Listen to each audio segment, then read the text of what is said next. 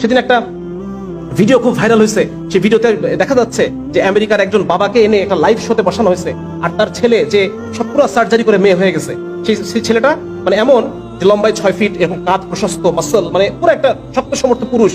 সে মেয়েদের পোশাক পরে, সে মেয়েদের মতো বড় চুল নিয়ে এসে বাবার সামনে চেয়ারে বসলো। সেই ছেলেটাকে দেখে বাবা হু হু করে কান্না করতেছে যে আমার সন্তান এরকম হয়ে গেল, আমি বাবা হিসেবে ব্যর্থ যে আমি আমার সন্তানের কাছে আইডল হতে পারলাম না। আজকে এইভাবে কান্না করার জন্য আপনারা প্রত্যেকে প্রস্তুত হন।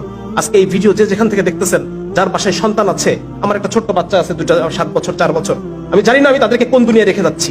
আমি জানি না আমার মৃত্যুর পরে আমার সন্তান সে কি হয়ে যাবে, আমি জানি না। সে কি আসলে মুসলমান থাকবে, সে কি আসলে নারী থাকবে, আমার মেয়ে শিশুটা কি নারী থাকবে কিনা, আমার ছেলে শিশুটা পুরুষ থাকবে কিনা, আমি বলতে পারতেছি না। আজকে এক অসহায় বাবা হিসেবে আপনাদের সামনে আমি আসছি, এবং আপনারা প্রত্যেকে যার যার জায়গা থেকে আওয়াজ তুলেন, যার যার জায়গা থেকে এটা নিয়ে আপনারা আলোচনা করেন, যাতে করে এই জিনিসটা এখানেই যেন এই জিনিসটা